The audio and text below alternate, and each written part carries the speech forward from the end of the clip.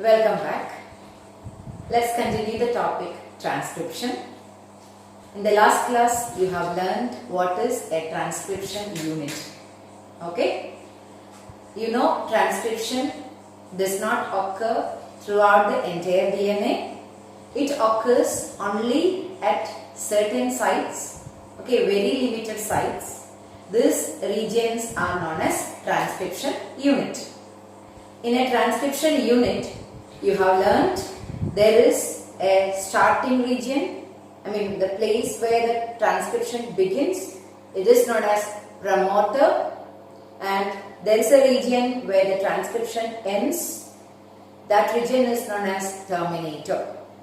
In between, flanked between promoter and terminator, there is the structural gene. The structural gene should be copied to RNA. Okay, so you have learned it in the last class, and you also learned if the sequence of this template strand is given, you can predict the sequence of the mRNA transcribed from it. That means in a transcription unit, the double-stranded DNA, one strand is template, other strand is coding. The template strand only is copied, and if the template strand sequences are given, you can write the sequences of mRNA produced from it. Okay, you can just write the entire, complementary basis opposite to that. Okay, adenine codes for uracil, guanine codes for cytosine, like the bondings will be. Okay, the last class we have discussed that. So, then you may have a confusion. Is one transcription unit representing one gene? Is one transcription unit one gene?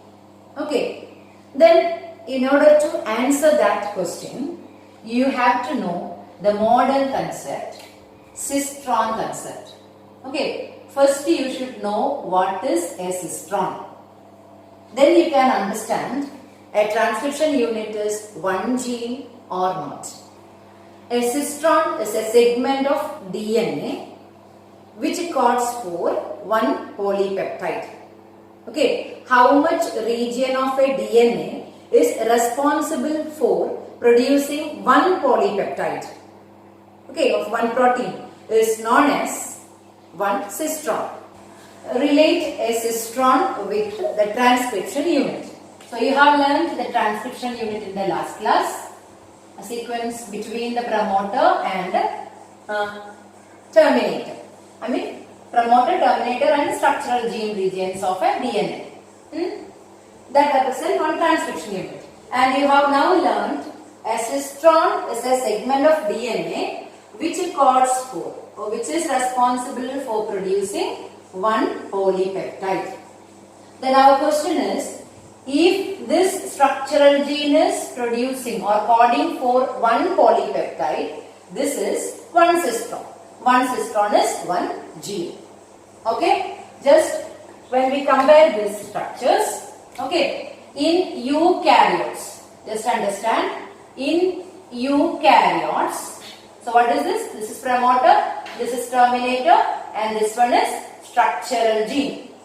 Okay, then in eukaryotes, this structural gene, that means this region represents one cistron. Okay, so in eukaryotes, this is monocistronic.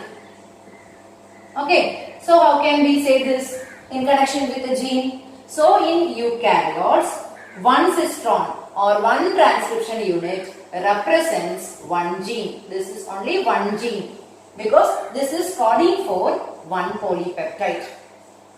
Okay, so already earlier the concept of gene was one gene, one protein concept. Earlier it was one gene, one protein concept. One gene is a region of DNA which is producing one protein. You know, some proteins like hemoglobin has 4 polypeptides. Okay, and you have already learned different genes named HB, HBB, HbA1, like you have learned. The hemoglobin protein is produced by 4 genes, you have seen. That means one polypeptide is production is controlled by one gene. So the new concept is one gene, one polypeptide concept. That means earlier we have defined a gene as a segment of DNA which produces or which codes for one protein. Now we define gene as a segment of DNA which codes for one polypeptide, not the full protein. Okay, most of the proteins consist of only one polypeptide. Some exceptions are there, myoglobin, hemoglobin, like. Okay, so how much region of the DNA is responsible for producing one polypeptide is what? One gene. So that you have defined in other way, the recent concept, Cistron concept. How much region of the DNA is responsible for producing one polypeptide is known as one cistron.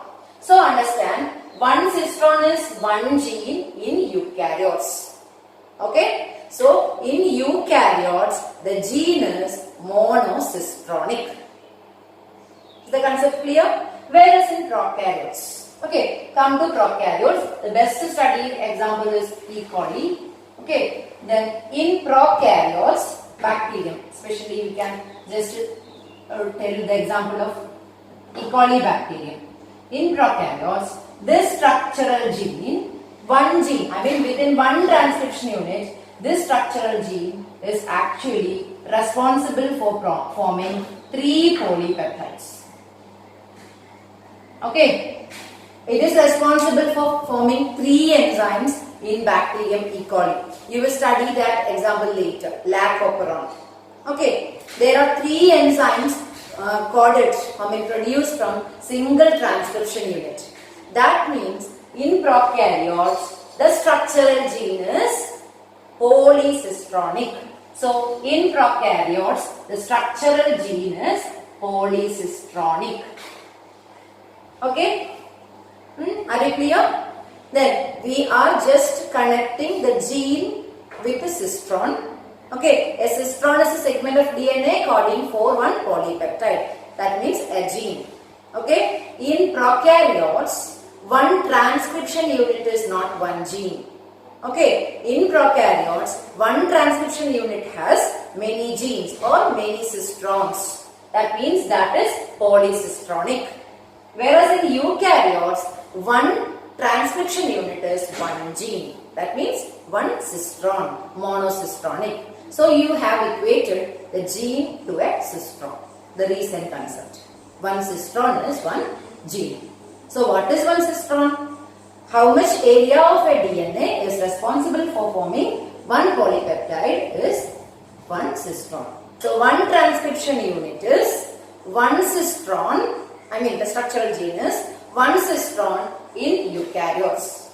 Whereas in prokaryotes, one transcription unit is polycistronic. It may be producing number of proteins. So it is known as polycistronic.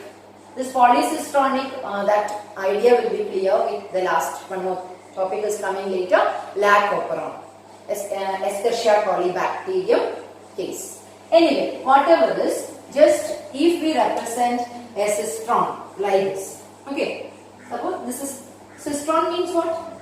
DNA portion only. So double stranded DNA portion. From this area to this area is a cistron.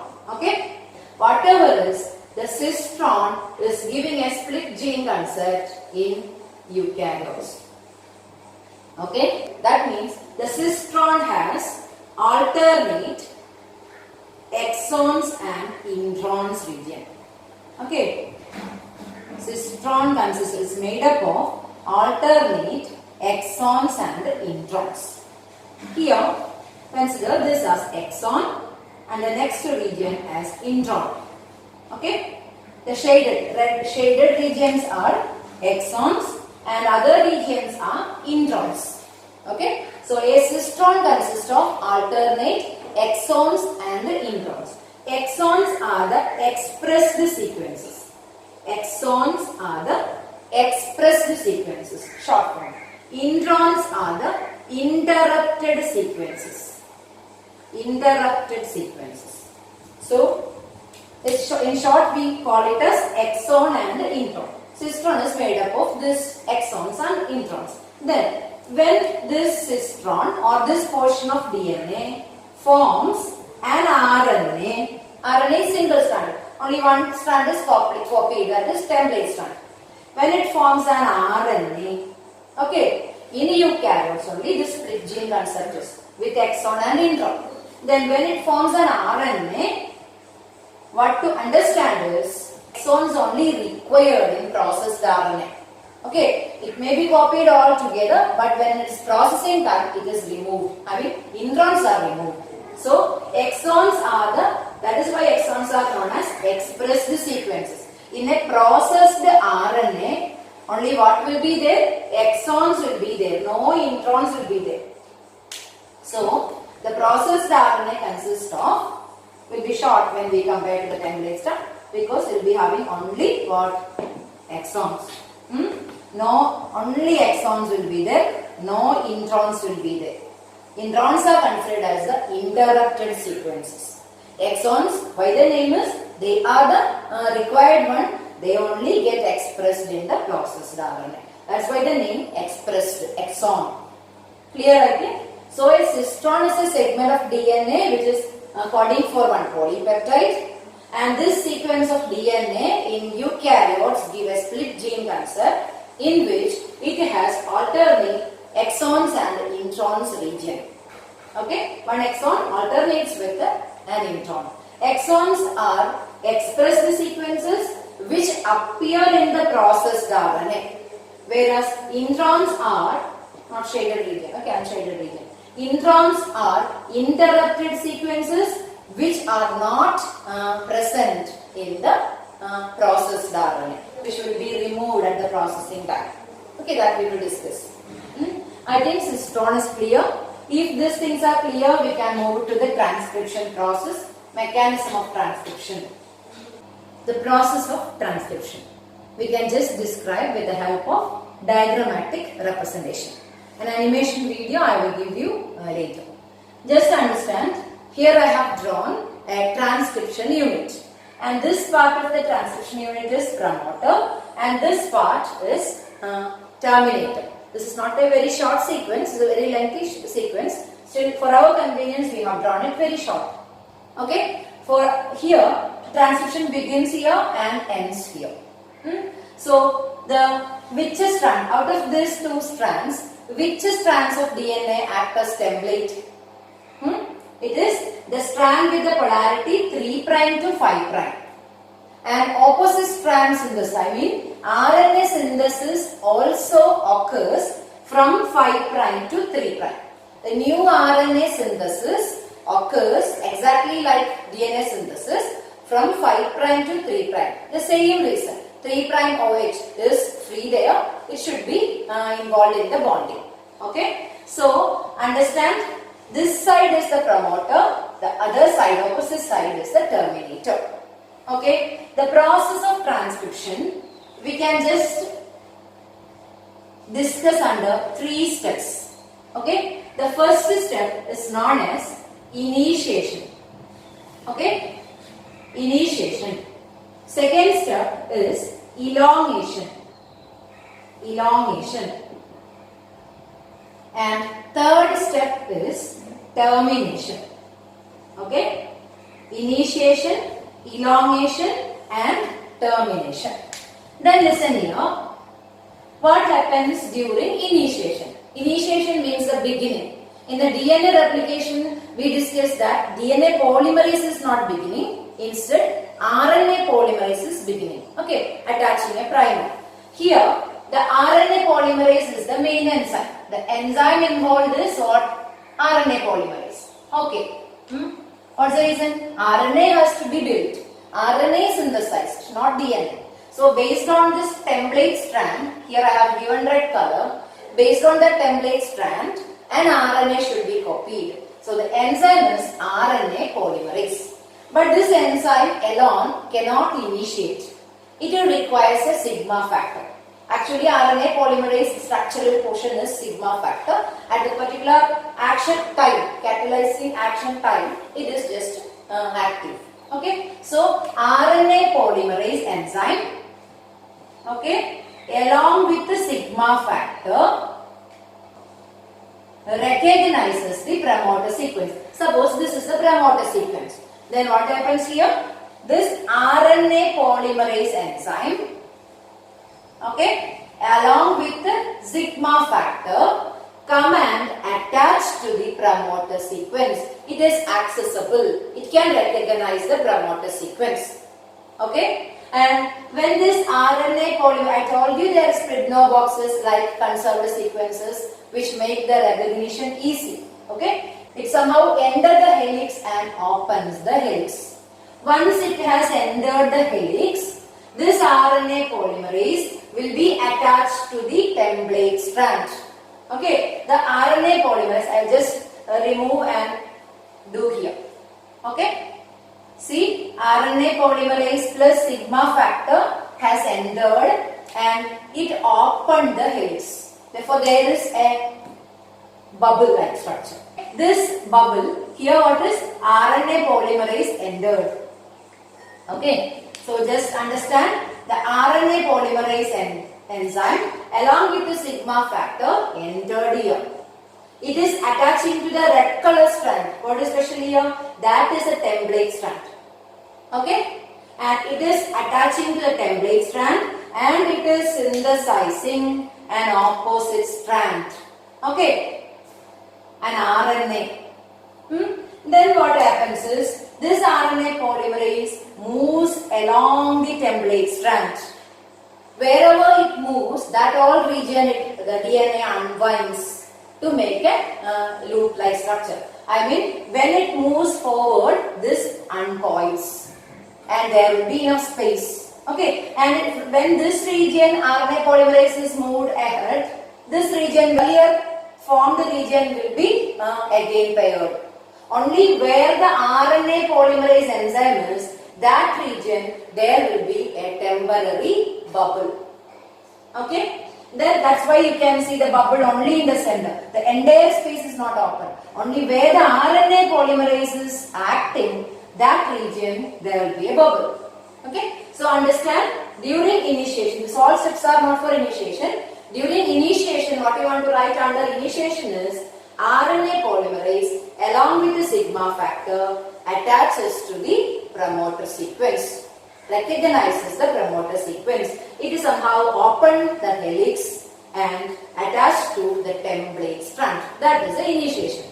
Okay, and in elongation, the RNA polymerase moves along the template strand, goes on adding the RNA nucleotides, building RNA.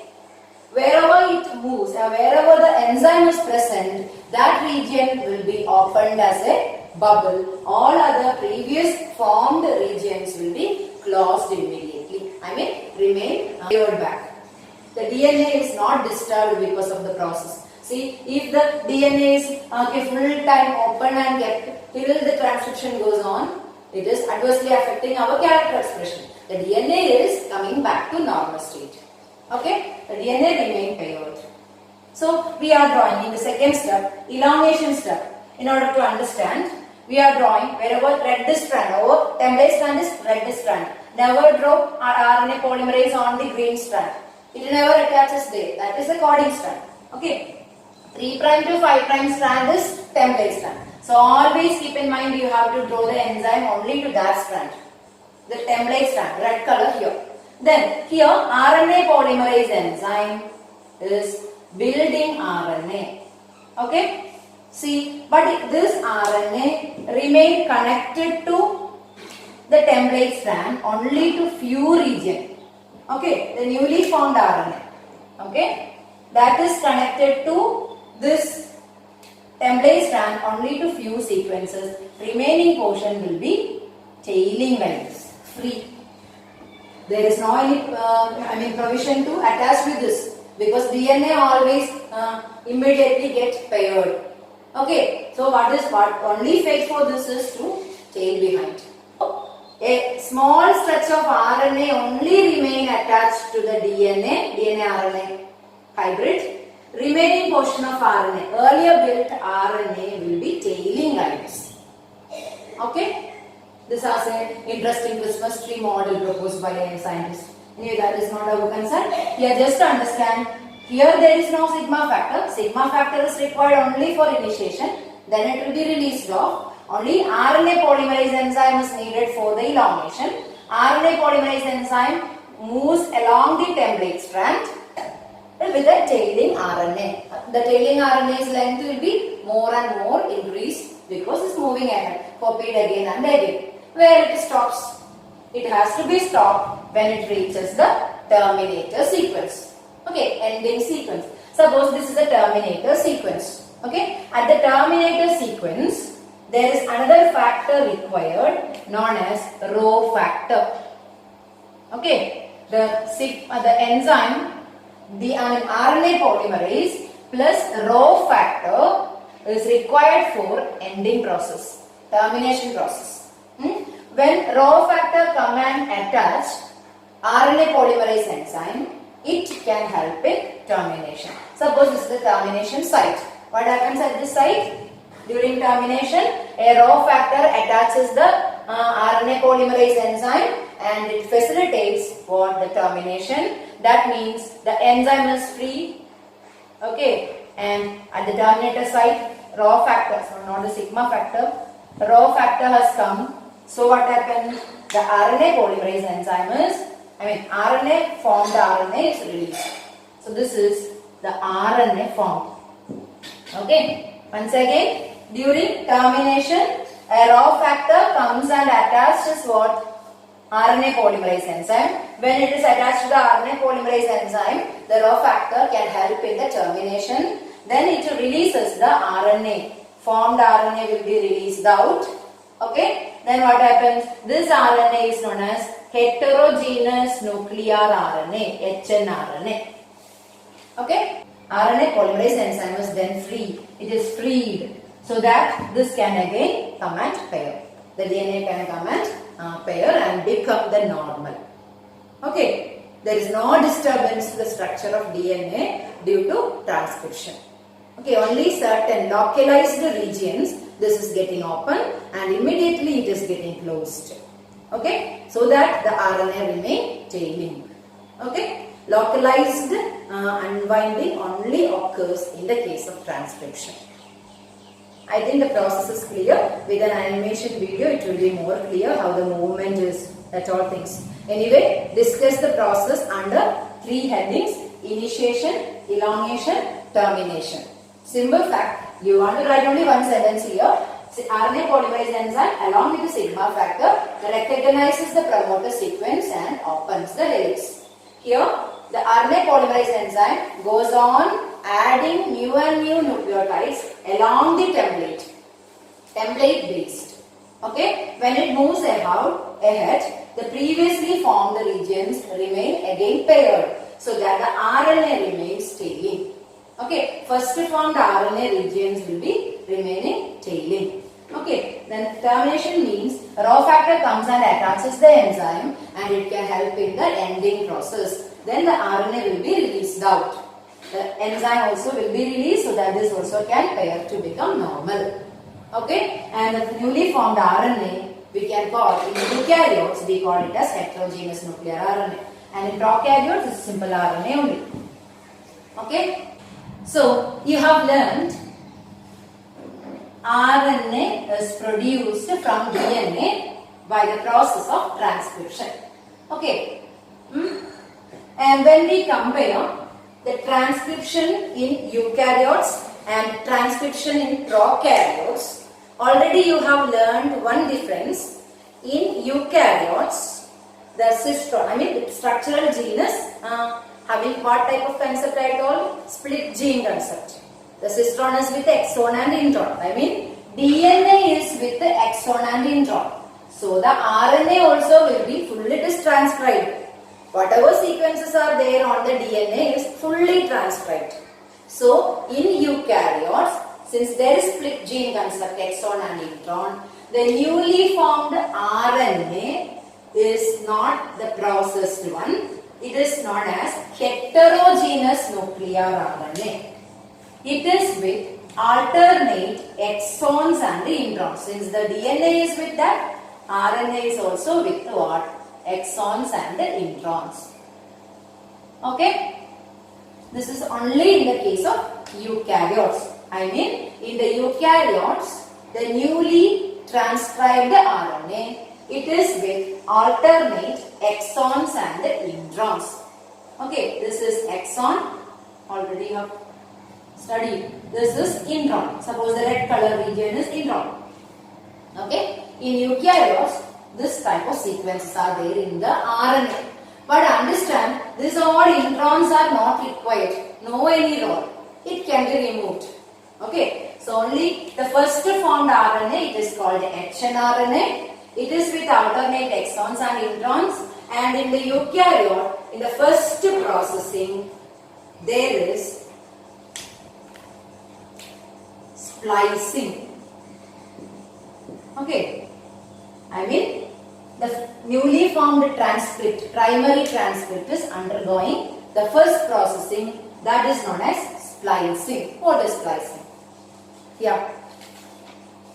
Removal of what? What is the unnecessary thing here?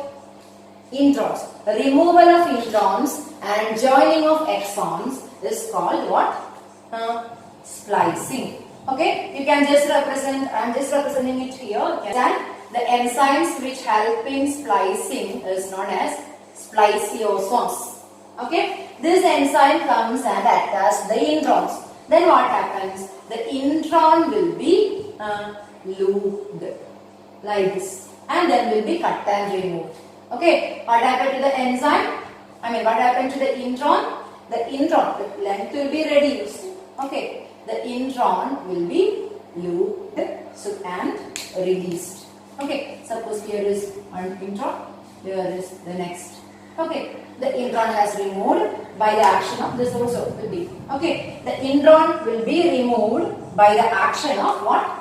Spliceosomes. I will just represent here. Okay, then the length of the RNA will be reduced because only exons will be there. What happened? Intron has been removed. Double stranded DNA is stronger. There is no any such bubble or snail shell or like. So just understand what are this? These are, I will show only single stranded. These are what? The long one has looped. Then it will be cut and removed. Again looped.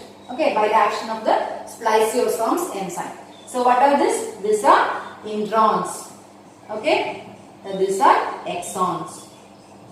Okay, that means during splicing, introns are removed and exons are joined. Only exons will be there. Okay, these are with only exons. Okay, then by the same time, you can see there occur capping.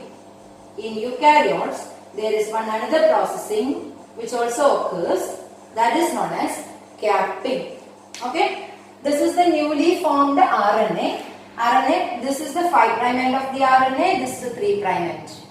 Okay, template stand 3', 5', RNA, 5', 3'. Okay, in capping, towards the 5' end, there is a small nucleotide added, that is methyl guanosine triphosphate.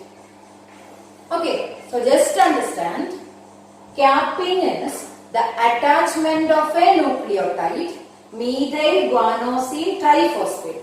Actually, what is added?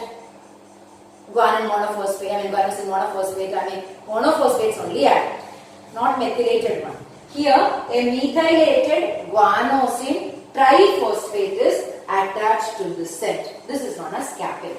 Attachment of MgPPP towards the 5' end is known as capping. Okay. Then simultaneously, there is a third process that is called tailing. Then what will be attaching something at the other end? Is it not? Okay. So in tailing, the 3' end is attached with about hundreds of adenine. Okay, A like. Okay, this is known as polyadenylation. It is known as polyadenylation. Okay, and that is tailing. In tailing, many adenylate residues are added to 3' end. Length is more. That process is also known as polyadenylation, while many adenine molecules are added. Okay, so just understand, the spliced RNA is capped and tailed.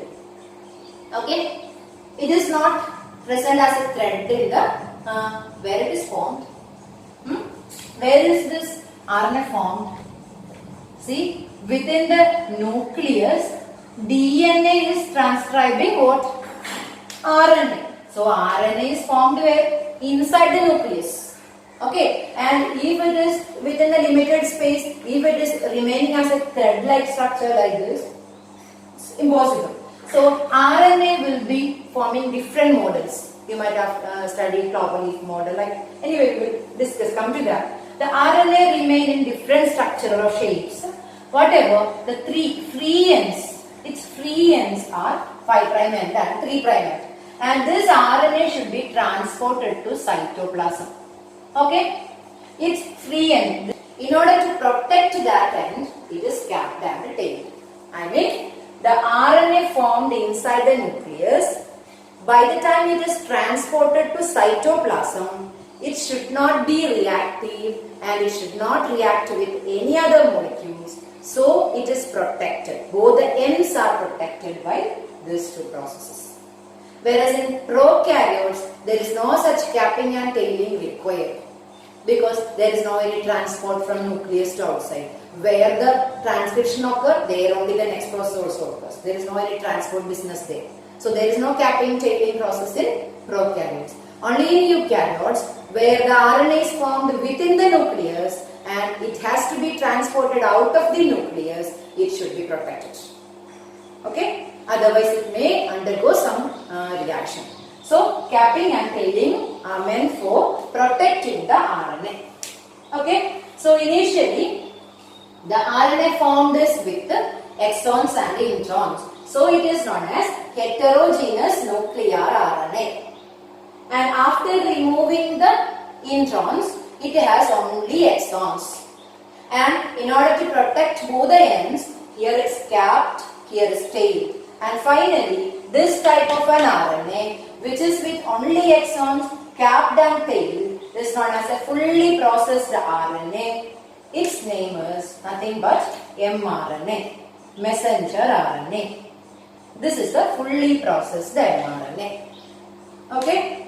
So, you have learned the process of transcription, and additionally you have learned in eukaryotes with these steps only the transcription is complete. In order to form an mRNA, eukaryotes have additionally these three processes: splicing, capping and tailing. Okay? Then, one more thing. Okay, I think this is clear. Then we come to the next difference in eukaryotes. See, you have learned RNA polymerase enzyme. Okay? What is special about the enzyme?